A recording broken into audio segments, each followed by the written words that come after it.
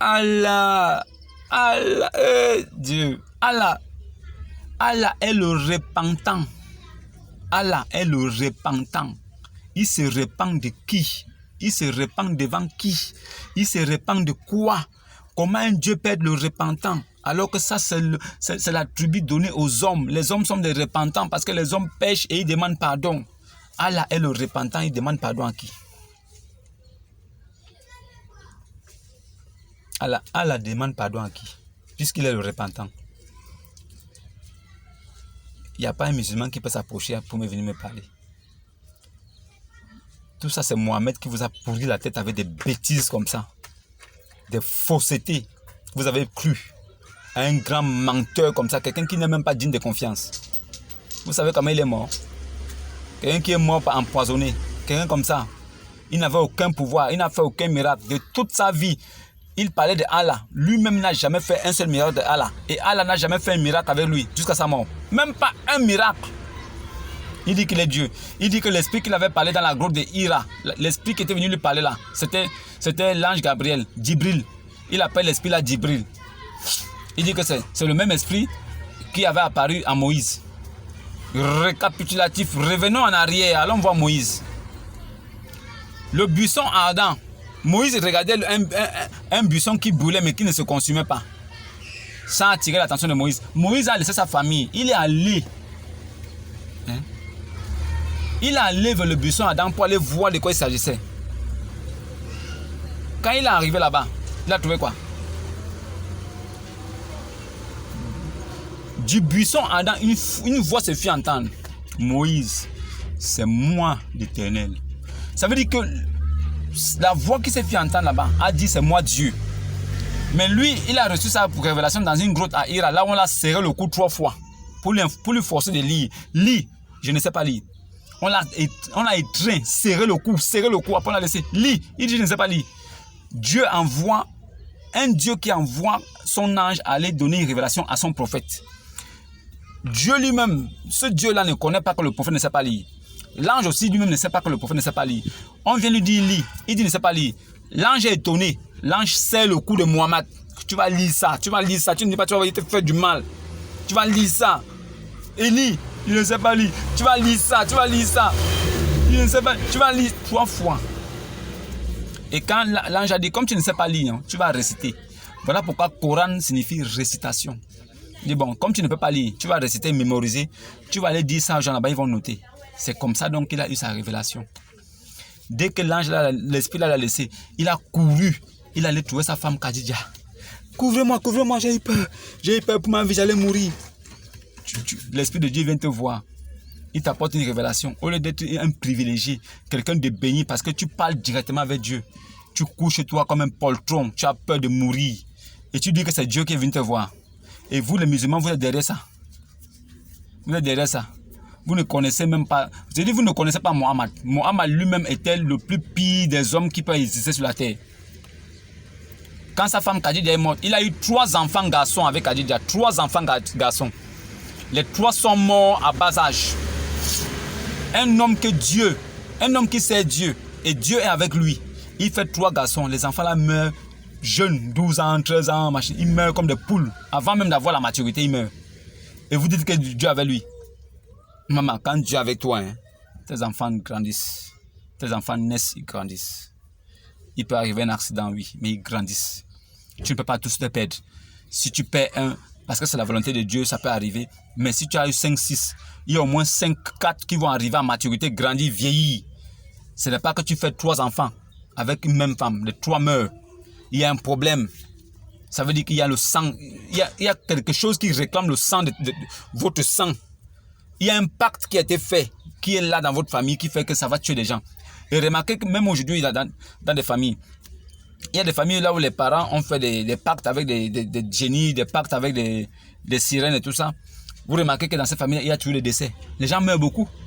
Les gens meurent toujours. 2 ans ne peuvent pas passer sans qu'il y ait un mort. Parce que le sang est réclamé. Vous savez de quoi je parle? Surtout les familles africaines, vous savez de quoi je parle? Vous savez que ce que je dis est vrai. Il y a beaucoup de familles ici où les grands-parents ont fait des choses et ces choses-là rattrapent les petits-enfants plus tard. Il ne peut pas passer 2 ans sans qu'il y ait quelqu'un qui meurt. Vous savez. c'est ce qui s'est passé du côté de Mohamed. Il a eu 3 enfants garçons, les 3 sont morts à bas âge. Il a adopté un fils, mais il était noir. C'est ce même fils-là dont il a pris la femme, il a couché encore. Quand les gens ont crié au scandale, oh scandale, comment tu peux faire ça? Il est écrit, il est parti se cacher dans sa grotte à Hira.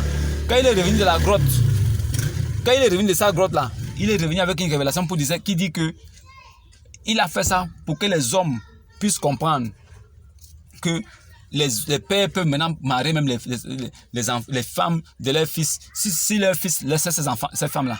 C'est-à-dire que si tu as un fils et que ton fils laisse sa femme, tu peux la marier. Voilà le maudit qui est venu avec ça. C'est-à-dire que c'est la révélation que Allah lui a donnée maintenant. Lui là, il avait beaucoup de femmes. Mais quand ces femmes-là allaient souvent faire le commerce et sortaient, c'est-à-dire qu'il amenait d'autres femmes sur son lit. Et quand il les amène là-bas, quand il couche ces femmes-là, si ces femmes viennent, ces femmes légales viennent, elles le trouvent, elles en font un scandale. Il sort de la maison, il part dans sa grotte. Il reste dans sa grotte là-bas un jour, 2 jours. Quand il revient de là-bas, il apporte la révélation que Allah a dit que les femmes qui vont encore se plaindre si elles parlent de ça, il va les changer, il va les remercier, il prend d'autres femmes. Ça veut dire qu'une façon de les pousser à fermer la bouche. Ça veut dire qu'il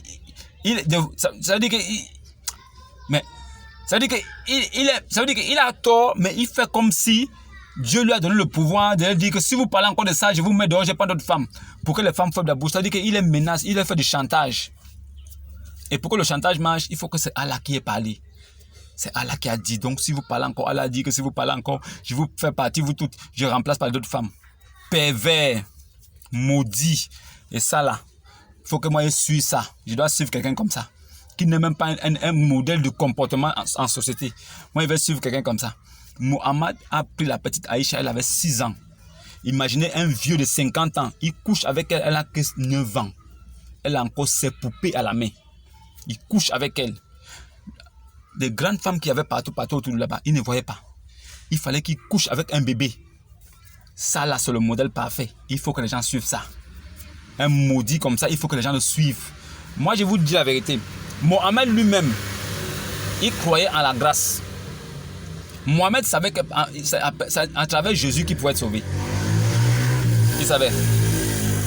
Vous, musulmans, vous ne savez pas. Mais Mohamed, lui, savait que c'est Jésus qui pouvait le sauver. C'est pas la grâce. Il était tellement sali de péché qu'il savait que ce n'est que la grâce qui pouvait le sauver. Et lui-même l'avait dit de sa propre bouche.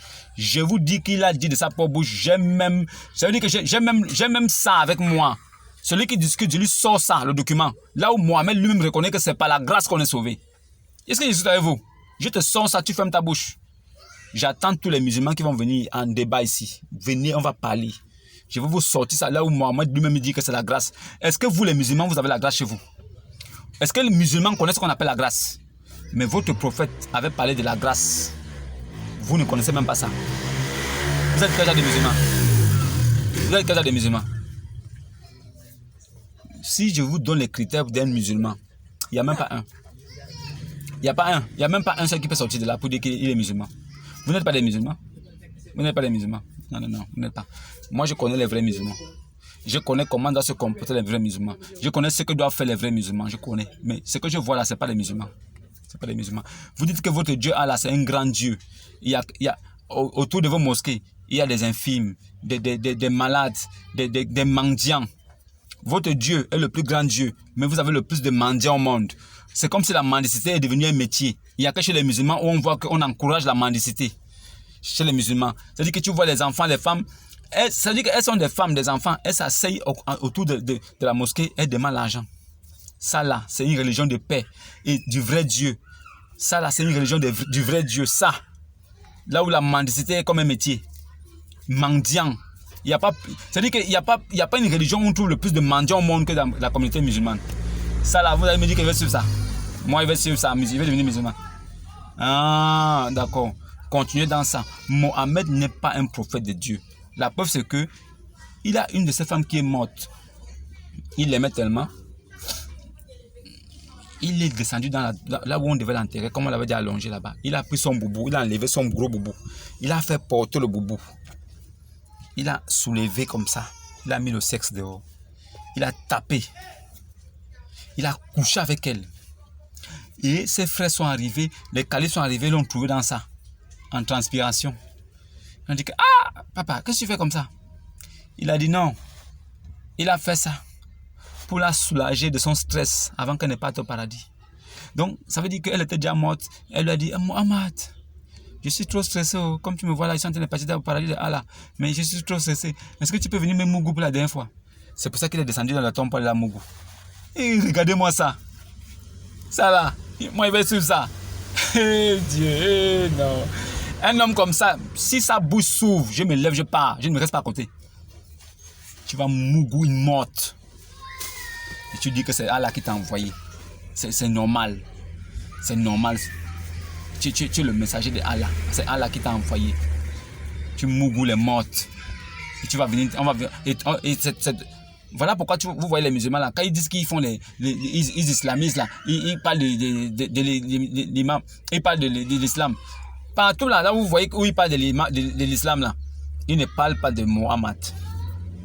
Vous allez remarquer une chose. Quand les chrétiens se mettent quelque part et qu'ils parlent du christianisme, ils parlent de Jésus-Christ, ils parlent de Jésus-Christ, de sa vie, des choses qu'il a fait. C'est ça qui convainc l'homme pour qu'il prenne son baptême. Musulmans, ils vont te dire que Jésus n'est pas Dieu. Les chrétiens disent que Jésus est Dieu. Jésus n'est pas Dieu. Si c'est Dieu, Dieu, Marie donc est mère de Dieu. Hein, si Jésus c'est Dieu, Marie est mère de Dieu. Quand Jésus est mort sur la croix là, qui est mort? C'est Dieu qui est mort, mais c'est Jésus. Ce n'est que comme ça, les jeux de mots. C'est-à-dire, ils font tout pour ne pas vous apporter la révélation. Ils ne vous apportent rien, mais ils jouent avec ça. Non, si Jésus est Dieu, ça veut dire que Marie est mère de Dieu. Ça veut dire que Marie, c'est qui alors? C'est comme ça, le petit jeu là. Sinon, la révélation est cachée derrière les versets. Et nous, on connaît ça. On a appris. Le musulman n'a pas ça. Il a Al-Furqan. Les musulmans ont ce qu'on appelle Al-Furqan. L'intelligence que Dieu appelle, ce n'est que folie à ses yeux. Leur intelligence a 2 balles. Voilà pourquoi leur prophète d'abord, le Dieu de leur prophète était incapable de le rendre sage et intelligent. Voilà un Dieu qui prend un homme. Il est le plus bête de la terre. Il ne connaît pas lire, il ne connaît pas écrire. Mais ce Dieu est avec lui. Ça veut dire qu'un Dieu limité, c'est Dieu qui l'a créé. Mais si Dieu voit qu'en lui, il n'y a pas cette chose-là, Dieu met ça. Pourquoi Allah ne l'a pas rendu intelligent, en même temps aussi alphabète?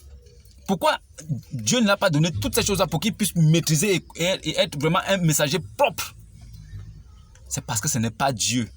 Mohammed n'est pas envoyé de Dieu. Dieu, c'est un Dieu de perfection. Il n'est pas un Dieu de personnes qui sont sur la terre comme la vermine, qui ne comprennent rien, n'entendent rien. Ça veut dire qu'on peut écrire quelque chose devant lui, il ne comprend pas. Il peut dire, écrivez-moi à la maison. On écrit l'oiseau. Il ne va pas savoir si c'est l'oiseau ou pas. Il n'y a pas aussi un esprit qui descend pour venir vérifier. Vous dites que ça c'est Allah. Un livre de contes. Le Coran est un livre de contes. Regardez même les sourates à l'intérieur. Quand tu lis première sourate, deuxième sourate, après la troisième sourate n'a rien à voir avec ce que tu as venu de dire. Ce n'est pas un ordre. Le Coran, c'est un Dieu de désordre qui a écrit le Coran. Première sourate parle de quelque chose. Deuxième sourate parle d'autre chose. Troisième sourate est hors sujet. Ça parle d'une autre chose qui n'a rien à voir avec ça. Quand vous lisez la Bible, vous commencez de la Genèse, ça finit à l'Apocalypse. En ordre. Vous voyez que tout est bien posé pour que tu puisses comprendre. Au Coran, ne dis jamais que tu vas aller lire la sourate pour comprendre. Tu vas lire première sourate, deuxième sourate. Non. Quand tu vas lire première sourate, deuxième sourate, après tu vas te rendre compte que, oh, mais ça parle de quoi? Ça ne parle pas. Tu penses que c'est un roman, tu ne peux pas t'en sortir. Le Coran est fait à dessein. C'est un livre maudit pour pouvoir amener vraiment les gens en enfer. Voilà pourquoi dans le Coran, il est écrit, si vous ne comprenez pas certaines choses, ne posez pas aussi des questions. Laissez ça comme ça. Ça veut dire que Dieu, Allah des musulmans, dit, hey, si tu ne comprends rien, ferme ta bouche. Subis ça comme ça. Tu es musulman, non? Oui. Tu es mon esclave, non? Oui. Donc, si tu n'as pas compris, laisse ça comme ça. Ne cherche pas aussi à comprendre. C'est ça là, la révélation musulmane. Ils ne peuvent pas vous parler de Mohammed. Moi, je leur demande toujours, parlez-nous un peu de Mohammed pour que nous puissions le suivre. Il contourne ça. Il contourne. Il fait comme s'il n'a pas compris. Il te parle d'autre chose. Ils savent que s'ils parlent de Mohammed, même les femmes musulmanes que je vois là, qui sont bêtes là, qui ne vont pas à l'école là, elles vont sortir de là-bas. Elles vont dire, c'est vrai que je ne comprends pas, je ne peux pas à l'école, mais ça là, je ne peux pas accepter. Les femmes étaient considérées comme des chiennes pour Mohammed. Mohammed prenait les femmes comme des chiennes, des objets sexuels. Mohammed prenait les femmes comme des objets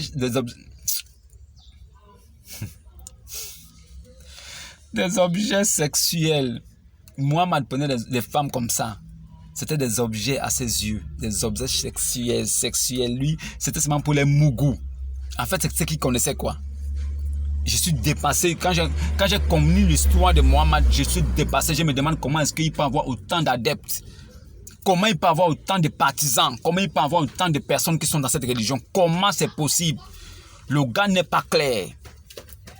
Son Allah a dit qu'il n'est nullement responsable de les sauvegarde. C'est-à-dire qu'il n'est nullement responsable de les sauver ou de les garder. Celui qui se met sur le bon chemin, c'est bon. Celui qui se met dans le faux chemin, ça le regarde. Et il est venu pour dire que... C'est-à-dire qu'il a eu la révélation qu'il doit faire connaître le Dieu de la cité où il était aux gens. Un Dieu d'une cité. Ça veut dire que le Dieu qui lui sert, il a ramené à l'islam. C'est tout le Dieu d'une cité. De la Mecque et ses alentours. La Mecque et ses alentours. Mohamed est mort empoisonné par une jeune femme juive, Zenabou. Elle avait empoisonné le gars. Il avait tué toute sa famille, son mari. Comme elle était belle là, il a couché avec elle le même soir. Et il a dit, fais-nous à manger.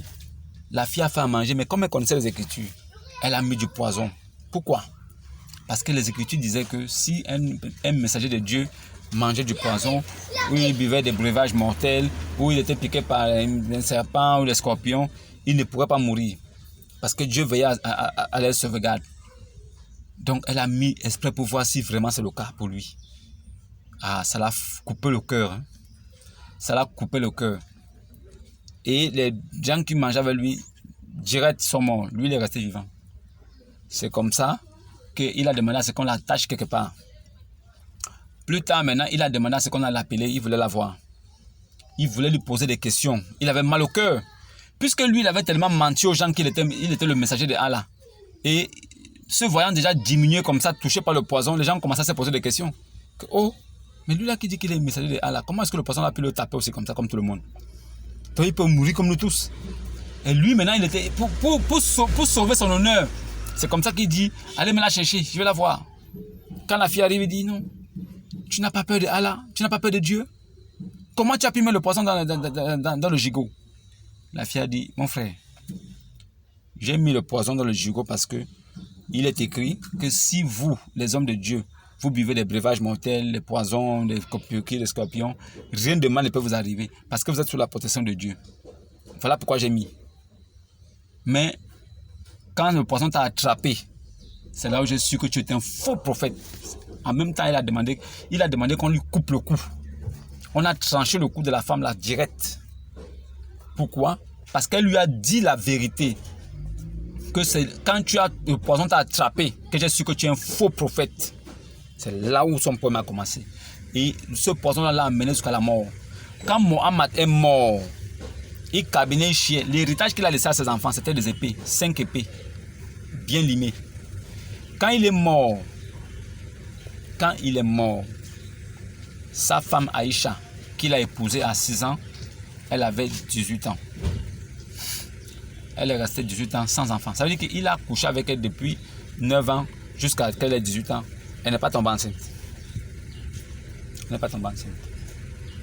Et il est mort en 620. Quand il meurt,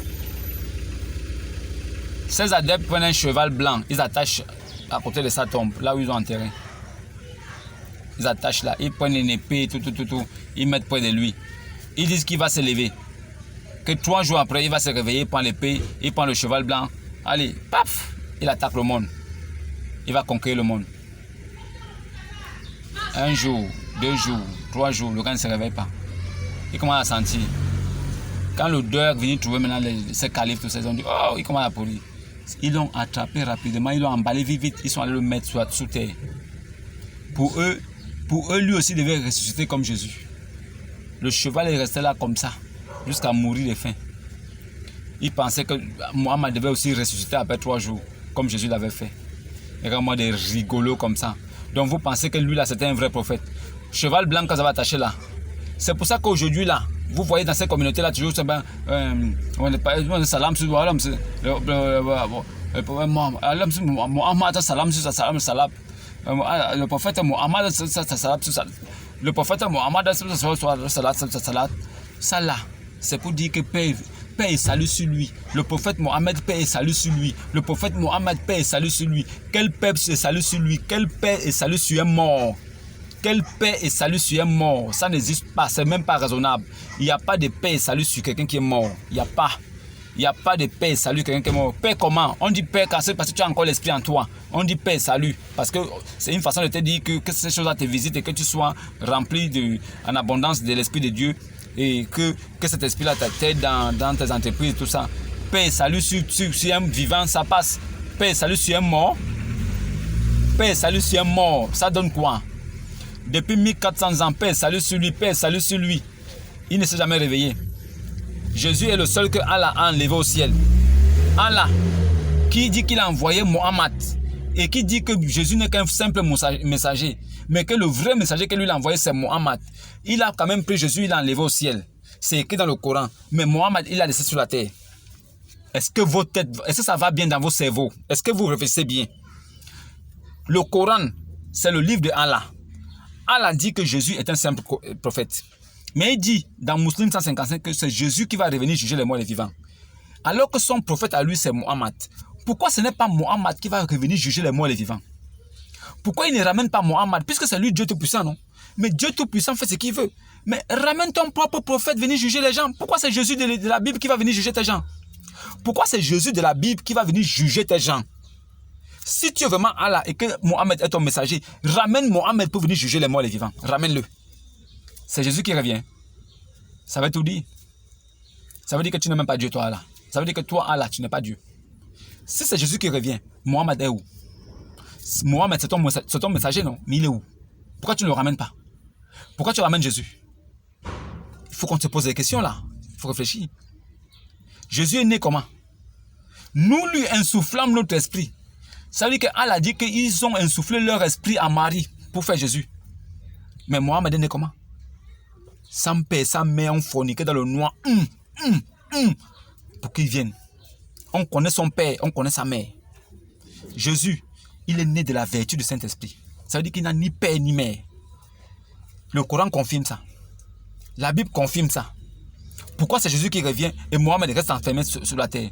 Pourquoi Mohammed n'est pas ressuscité? Pourquoi Mohammed n'est pas monté au ciel? Pourquoi Allah n'a pas enlevé Mohammed au ciel? Pourquoi? Vous n'avez pas compris? C'est parce que Mohammed est un faux prophète. C'est un usurpateur. C'est l'imposture la plus scandaleuse, lui et le pape. Il est venu faire croire aux gens que c'est Dieu qui l'a envoyé. Dieu ne l'a jamais envoyé. Dieu n'a jamais envoyé Mohammed. Il a abusé de la confiance des gens. Il est mort comme un chien, il est parti. Voilà pourquoi depuis là, je suis. Paix et salut celui-là, ça ne va jamais rien donner. Il ne va jamais ressusciter. Voilà pourquoi les musulmans sont les gens les plus pervers et les plus noirs de cœur qui existent. Si tu vis avec un musulman, fais attention. Le musulman, le Coran leur demande de pratiquer la taqiyya. La taqiyya là, c'est une tactique. La tactique, c'est quoi? Ça veut dire que quand il vient, il est avec toi, il fait comme s'il est avec toi. Ça veut dire qu'il se montre. Oui. Il fait comme s'il te comprenait, comme si tu étais son chef, comme si tu le commandais. Le livre qu'on appelle le Coran leur demande de faire ça pour pouvoir prendre la confiance. Ça veut dire que c'est une façon de prendre ta confiance et quand tu seras mal placé, il te poignarde dans le corps. C'est ça la taqiyya. Ils sont capables de mentir. Ça veut dire qu'il peut prendre un verset biblique, il transforme, il te ment. Le plus important, c'est que si c'est pour amener les gens vers Allah, Allah leur a permis tout. Même d'utiliser même la ruse, le mensonge, de trafiquer même les versets s'il le faut. Tout ça pour faire croire que c'est Allah qui est Dieu. Allah leur permet ça. Allah demande à Marie de mentir, de manger et de sortir et de dire que oh, là où vous me voyez, je n'ai pas mangé. Un Dieu qui ment, un Dieu qui est orgueilleux, un Dieu qui est le meilleur des héritiers, un Dieu qui est le repentant. Un Dieu, il a les attributs des hommes, il est orgueilleux, il est repentant. C'est un Dieu, Allah. Allah n'est pas Dieu et Mohammed est un faux prophète. Il ne faut pas oublier ça. Ça là, n'oubliez jamais ça. Lui-même, Mohammed, il est mort en espérant la grâce de Dieu. Vous, musulmans, vous venez aujourd'hui là, vous voulez faire quoi, croire aux gens que vous connaissez plus que Mohammed. Oh, Jésus n'est pas Dieu, Jésus n'est pas Dieu. Ah bon? Mohammed est qui? Il est mort comment? Comment il a vécu? Qu'est-ce qu'il a fait sur la terre avant de partir? Quel est l'héritage qu'il a laissé? Quel est l'exemple de vie qu'il a donné pour que nous on puisse le suivre? Zéro. Si un musulman prend la vie de Mohamed, il dépose ça, il commence à expliquer, les gens vont partir de là. Personne, tout le monde va quitter l'islam. Eux-mêmes, ils savent ça. Ils ne peuvent jamais. Depuis que vous connaissez l'islam, ils ne vont jamais parler de la vie de leur prophète. Parce qu'ils connaissent que sa vie est dégueu, sale. Il a vécu une sale vie. Sa vie ne peut pas être un exemple pour que les gens puissent le suivre. C'est impossible. C'est impossible. Voilà pourquoi je vous ai dit abonnez-vous pour que vous puissiez recevoir d'autres vidéos. Vraiment, abonnez-vous. Je compte sur vous. Abonnez-vous parce que ça va nous permettre de faire grandir la chaîne et de continuer à vous envoyer des révélations qui vont vous permettre de grandir spirituellement et de comprendre aussi certains livres. Parce que le fait que moi je vienne vous expliquer ces choses comme ça vous permet de connaître les livres et de connaître ce qui se passe, ce qui est caché dans ces livres-là. Sans les avoir lus, vous avez cette révélation. Vous pouvez aller comme ça sur le Coran, vous tapez seulement une information que vous voulez ou une phrase que vous voulez. Le verset dans lequel se trouve cette phrase va apparaître. Vous allez voir que, oh, donc c'est écrit. Vous verrez que c'est écrit. Moi, je m'appuie sur 2 versets. Sur Muslim 155, qui dit que c'est Jésus qui va revenir pour juger les morts et les vivants. Je me demande là où Mohammed sera. Quand Jésus va revenir pour juger là, Mohammed sera où? Ça, c'est un. Le deuxième, je ne vous donne pas le nom, le numéro. C'est que Allah dit qu'il va placer ceux qui ont cru en Jésus au-dessus de tous ceux qui ont mécru. Qui ont mécru là? C'est les musulmans. C'est les musulmans. Vous pensez quoi? Je vous dis la vérité. Mohammed n'est pas messager de Dieu. Il est au même titre que le pape. Ils ne connaissent pas Dieu. Jésus ne les connaît pas. Jésus ne les connaît pas. Il faut que vos cerveaux travaillent. Vous pouvez rester aussi musulman si vous voulez. Ce n'est pas mon problème. Moi, j'ai parlé. Ce que j'ai dit, je ne prends pas ça dans ma tête. C'est écrit où? Ce sont les livres des musulmans eux-mêmes qui ont dit toutes ces choses. Moi, je prends seulement pour vous déposer ici. Je ne suis pas responsable de ce qui est dit. Je ne suis pas responsable de ce que vous avez écrit. Mais je ne fais que dire ce que vous-même vous avez écrit dans vos livres. Et les livres que vous reconnaissez pour authentiques. Donc moi, j'ai dit ça ici pour que les gens écoutent. Ceux qui n'ont pas le temps de lire, qui ne connaissent pas ces livres-là, au moins ils vont comprendre. Ils vont dire, ah, donc c'est ça. Maintenant, ils auront le choix, soit de continuer dans l'islam, soit de sortir. C'est tout. Vous pensez qu'on est là pour faire la guerre avec vous? On ne fait pas la guerre avec vous. On connaît que vous avez déjà un héritage qui a pris votre cerveau. C'est comme la gangrène. C'est comme un cancer. Quand ça a déjà pris ton cerveau là, c'est pas facile. C'est pas facile. Restez musulman. Mais au moins, vous savez que ce que je dis est vrai. Restez musulman. Que la paix soit sur vous et que vous soyez visités par le Saint-Esprit. Les musulmans ne connaissent pas ce qu'on appelle le Saint-Esprit. Les musulmans ne connaissent pas ce qu'on appelle la paix. Les musulmans ne connaissent même pas, quand ils disent que paix et salut, là, ils ne connaissent même pas ce que ça signifie le salut. Ils ne connaissent même pas qui est le salut, qui est la paix. Les musulmans ne connaissent pas ça.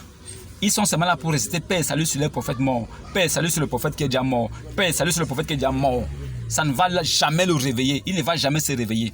Moi, je sais qu'il ne va jamais se réveiller. Depuis 1400 ans, vous avez fait ça, il ne s'est pas réveillé. C'est maintenant qu'il va se réveiller.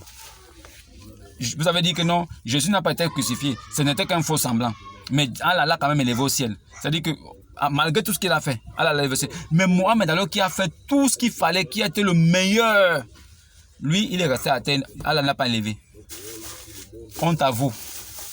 Restez là-bas. Ce n'est pas mon problème. Moi, je ne suis pas là pour forcer quelqu'un à rester. Et je sais déjà une chose, c'est que chacun de nous est sémence de quelque chose avant la fondation du monde. Donc ça veut dire que ce que tu fais là, ce que tu deviens là, ce n'est pas toi qui veux. C'est Dieu qui a déjà arrêté ça comme ça. Le paradis a été créé pour avoir des personnes. L'enfer aussi a été créé pour que les gens y vont. Donc c'est normal que vous alliez là-bas. C'est normal que vous alliez en enfer. L'enfer pour vous est un pont que vous allez traverser par l'autre côté. Chez nous les chrétiens, l'enfer n'est pas un pont. L'enfer là, c'est une destination, c'est un lieu. Quand tu rentres là-bas, tu ne reçois plus. Chez nous les chrétiens, mais pour vous les musulmans, enfer là, c'est une salle d'attente. Tu vas t'asseoir là-bas, tu attends, après on vient te prendre pour t'amener au paradis. Vous n'avez rien vu, vous êtes bête comme ça. Qui vous a dit que l'enfer c'est une salle d'attente? Quand vous allez rentrer là-bas, vous ne ressortirez plus. Allez-y voir Abraham, vous lui posez la question, il vous dira que quand tu vas en enfer, c'est bon. Mais Allah a dit que vous allez tous aller en enfer. Il s'agit là d'une sentence irrévocable de la part de votre Seigneur.